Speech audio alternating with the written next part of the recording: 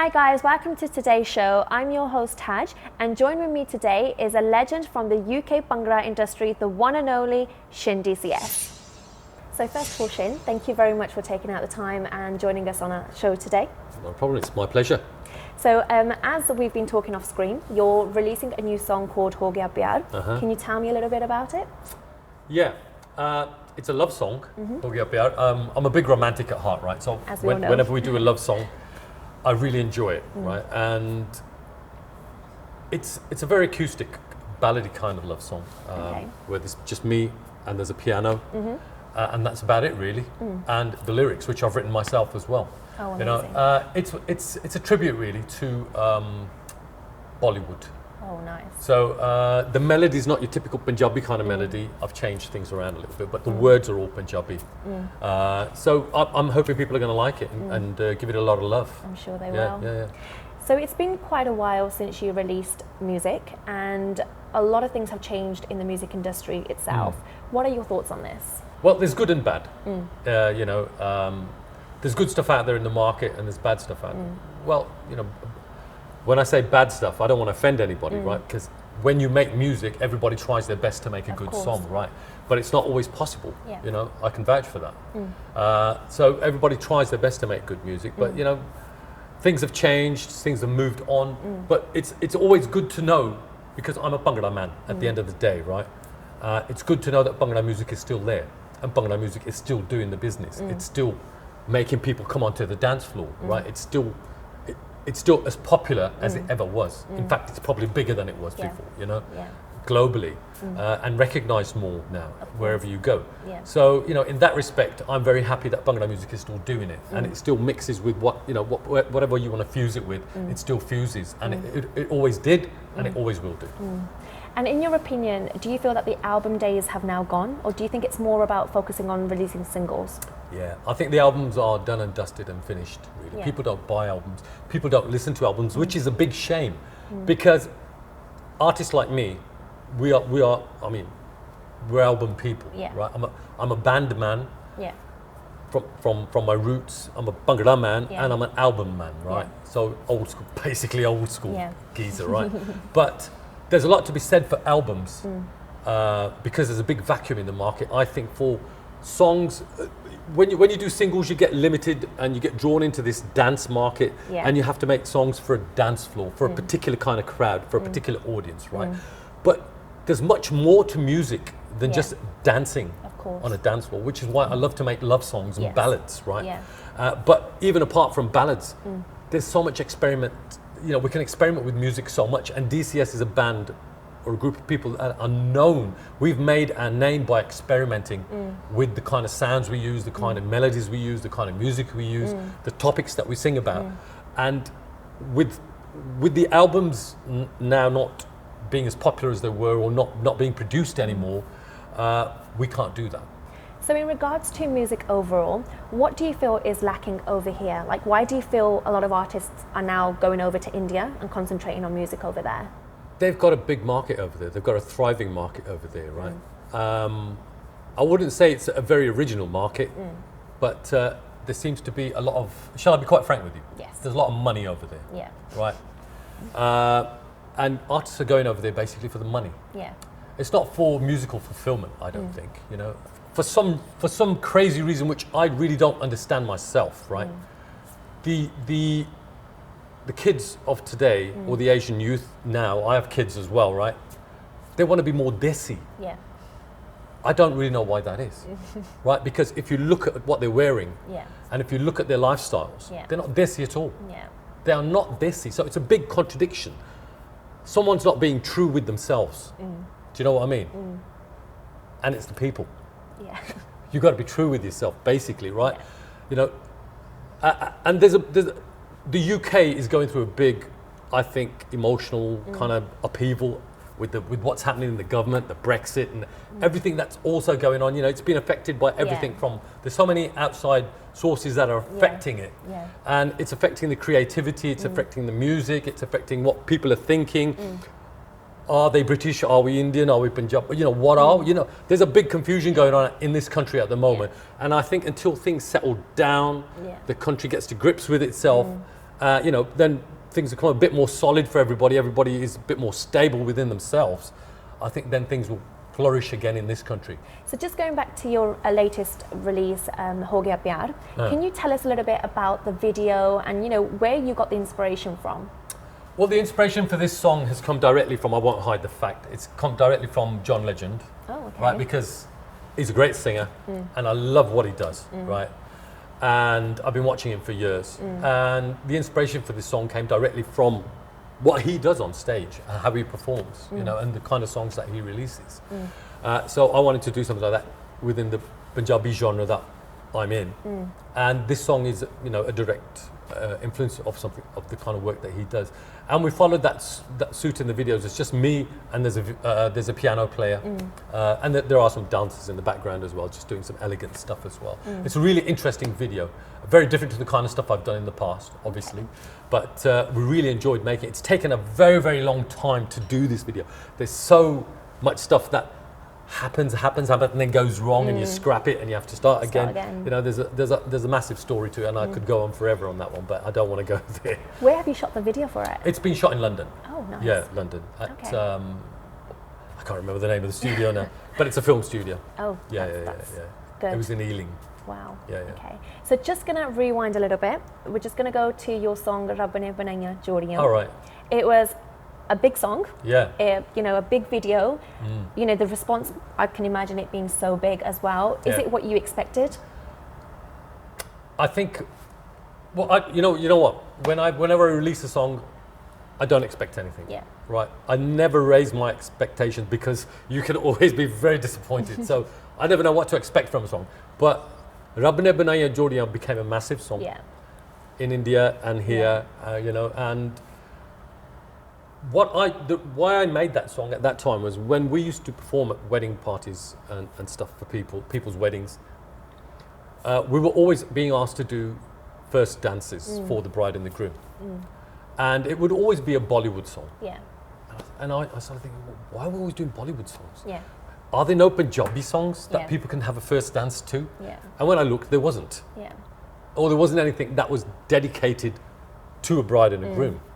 So I thought, okay, well, why don't we do something? And I wrote this song, Rab Ne Banaiyan Jodiyan, along with a very good writing partner of mine back in the day. He's no longer with us, Devraj Jussel. Okay. He was we were collaborators with one another. And I'd always come up with the idea, the musical idea, and the first few lines of the song, I wrote the chorus, and then he'd get the verses done for me. And we came up with this beautiful song, it's a beautiful melody. And then I've got a friend of mine in the industry, Taj Sidhu. He knows some music directors in India. I said, I want to get the strings, the lush strings that they have in the Bollywood film industry onto this song. How can I do that? I said, well, you're going to have to go there. And he's got contacts in the industry there. So I went to those people and we had orchestra playing on it and Indian percussion sections. And I love the Bollywood industry. And it was great to see how those guys actually work over there, it was always a dream of mine to watch them working, and it came true with that song. So it was brilliant, I recorded my vocals over there, got the singer to sing it over there, did all the music over there, and it was brilliant. It was a great experience for me to work in that market as well. And yeah, the song was massive. It did what I was hoping it was going to do. And the video was shot in India as well? The video was shot in India as well, in Mumbai.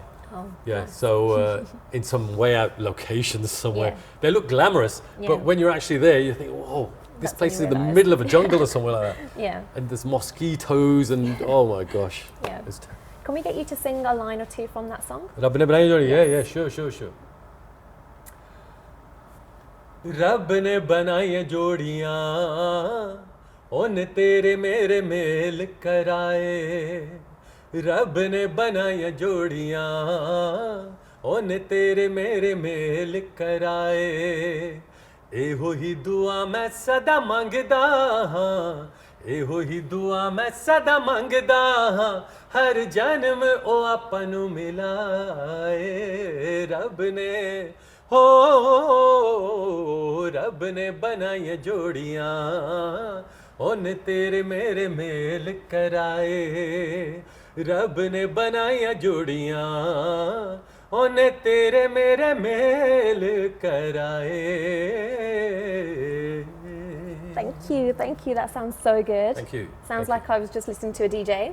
I had the urge to kind of come in with the female part, but I can't sing. Why didn't you? I can't sing. Oh, well. But that was really good. Thank you so much. Thank you. So as we know, DCS is a band. Is it still together, or are you going to go a little bit solo now? No, we are still together. Okay. We are still together.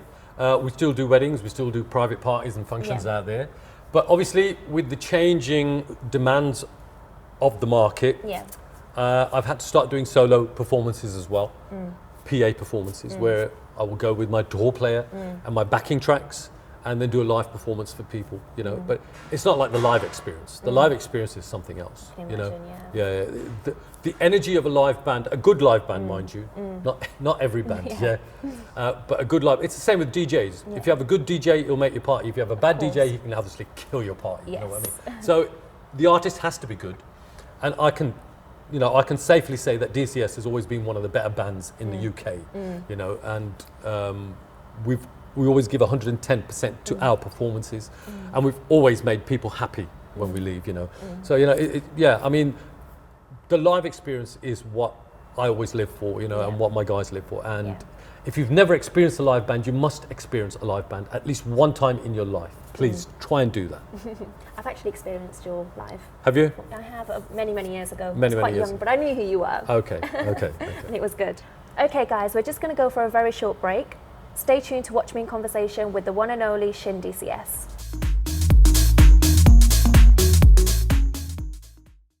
Hi guys, welcome back after the short break. I'm still in conversation with the one and only Shin DCS.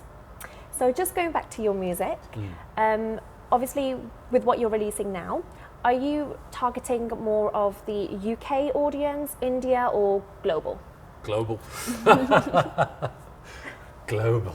Everybody wants to be global, don't they? So we're global. I mean, a song is a song, really. Yeah. You know, at the end of the day, does it target anybody? Do you? How do you know if a song's targeted at a particular audience? I mean, is a song? Song's a song. A song is a song. Basically, I make songs. Yeah. You know, and I always have done. Yeah. And then you make it the way you want to make it, the way you're hearing it, the way you're seeing it. You make the video, and then you stick it out there. And if the globe likes it, it's global. Of course. If your family loves it, if it's only your family that likes it, which happens a lot of the time, then it's a family song, isn't it? Yeah, definitely. So you realised your talent from a singing competition. Did you ever feel that you would come this far? No. When we started DC, well, I started singing when I was a kid, because my dad was a big film fan. Oh, okay. Bollywood film fan. Yeah. And we used to go to the cinemas back in the day. There used to be cinemas where Asians used to go and watch Indian films, dedicated Indian cinemas, which were smelly places, right? Yeah. Rat-infested, smelly places. I grew up watching those films, so I was always listening to Rafi Saab or Kishore or Lata or whatever. And those people really affected me musically, and I grew up singing those songs or humming those songs. And I learned to speak Punjabi and Hindi from watching these films. So, and then I started singing from watching these films, and I drifted into music. And when we started DCS, it was for fun, really. We just got together, wanted to enter a song competition, which was a Muhammad Rafi song competition. Oh, wow. A year after he died. And I thought we'll enter the competition, see how it goes, right? And we came second in the competition. Wow. And I really enjoyed performing on stage that day. It was the first time I'd performed in front of a couple of thousand people. So the buzz I got when people were applauding and we did so well, I made a decision that day when I was standing on stage listening to the applause that I'm going to do this. I want to make a living doing this work, right? So we formed a band called DCS at the time. For about 3 or 4 years, I didn't earn a penny, right? My family threw me out. Oh, wow. And I was married at the time. Oh. So me and my wife I managed to get a place to live. Yeah. And I had a son as well. We just had a baby. And Dad said, look, because we had a family business and I wasn't interested in the business anymore, I said to Dad, look, Dad, I want to be a singer. And after he finished, give me a couple around the head, right, as Punjabi dads do. He said, if you don't want to work in the family business, then you have to go out and do it on your own. We're not going to help you, right?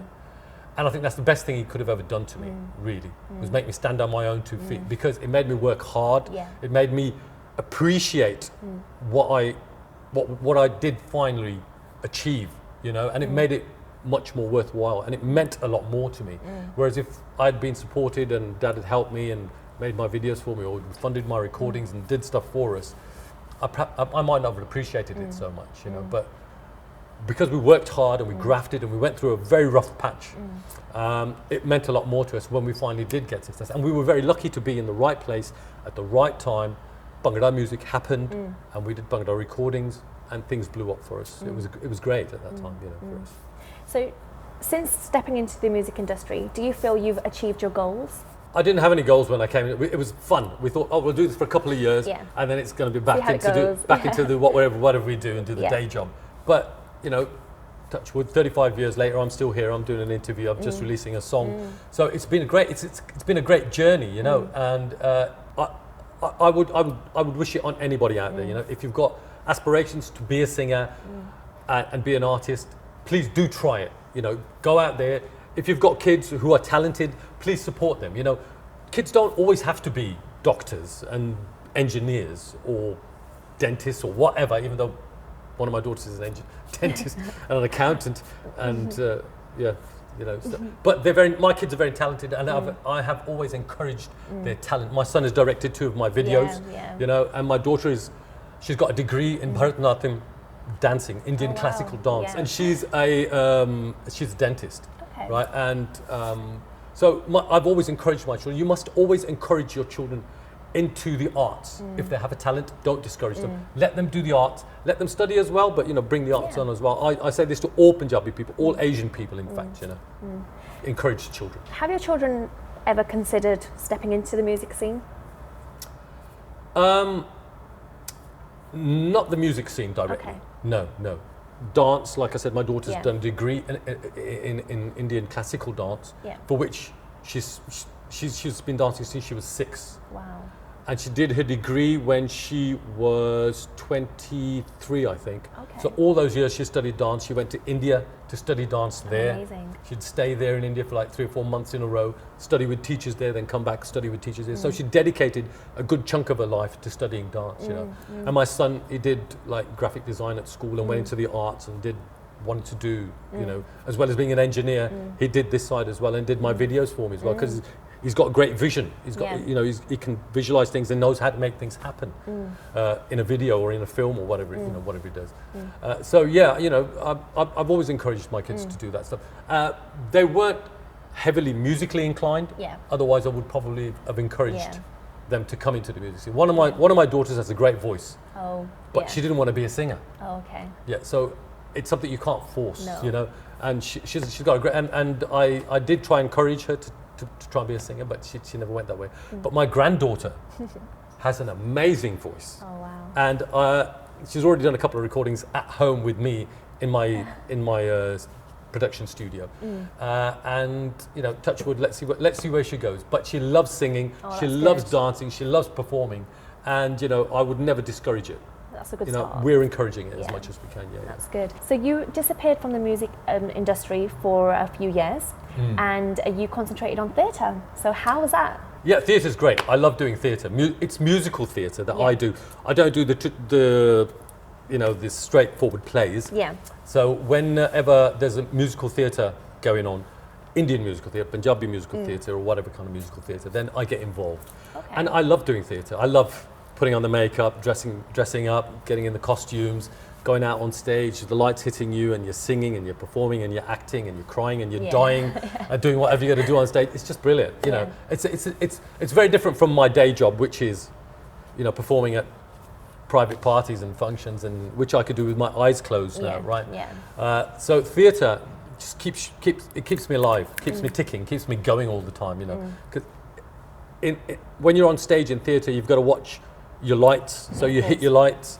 You've got to cue your dialogue and remember your dialogue. You got to remember the lines for your song. You got to know where you're going to be standing. You got to know which costume you're supposed to be in. You know, so it's a different genre, but I love it. It's fantastic. You know, I'd do it anytime. That's good. So you've come back into music now. Would you still consider doing theatre? Theatre is there, yeah. I will still consider doing. I will still go away and do theatre and then come back. I think it's great to get away for a while because it recharges your batteries and then come back fresh and ready to go again. As an artist, you've collaborated with many artists over the years. What has been your highlight to date? It's great. It's always great working with all these artists, right? I mean, I can't really say one was better than the other. It's great to work with other people and see how they work. Like when I was working with Sukhshinder Shinda, it's great to see how he is, because we are also Gurbai, right? Ajit Singh Mutlashi is our teacher here in Birmingham. And so I've known Shinda from when he was a young kid playing dul back in the day. And we've worked together in the past so many times. He's sessioned for us on our recordings, done work, I've done work with him. And when we finally decided to do a collaboration, it was great. You know, we already knew one another. There was no tension. We were at ease with one another. We knew what to expect from one another. And it was just a great experience to see how he works. He's a dedicated musician. He's a very strict musician, you know, and is a very hard taskmaster, I know, with his musicians on stage and his musicians in the studio, because he himself is a perfectionist. And he plays tabla and he sings and he plays harmonium. So as a musician, he's a very he's a very high caliber musician himself. So he expects a lot from his artists, from his singers. So it was good to be driven by somebody else, to be told how to sing this song. So, Paji, idha karo. Paji, is tarah try karo. Paji, try doing this. You know, whereas if I was singing, I mean, even when I'm singing my own songs, you know, I punish myself very badly sometimes. Sometimes I think, why am I doing this to myself? I'm killing myself here, you know. I'll keep singing a line till I'm happy with it. And then inevitably I end up being confused as to which line is better, you know. And then, but you have to do that yourself. You have to beat yourself up as an artist to try and get the best out of yourself when you're working. And that's what Shinda does, you know. So it was a great experience working with him. In that he made me work hard and realize that I have more potential than I'm using. And he brings that, and that's a sign of a good producer when you bring that out of another artist, you know. So it's great to work with those kind of producers who bring something else different to the table, you know. It's great to, I've worked with DJs as well, I've worked with other singers as well. So it's great to have a vibe and a chemistry and a relationship and see and vibe with each other. It's about the vibe that you produce at the end of the day, you know. And everyone has their own vibe, and everybody brings something different to the table. You've all got to work together, so teamwork. Yeah, precisely. And hopefully that vibe, that energy that we have as people will come through the recording, through the mixing desk, onto the CD and out into people's ears, and people will feel it. Because music is about being stimulated, you know, and let it stimulate you. It's not all about dance music, you know. It's not all about just going to a wedding and dancing all night. Listen to the stuff, appreciate music, appreciate melody, appreciate lyrics, appreciate poetry. You know, there's a lot more to it.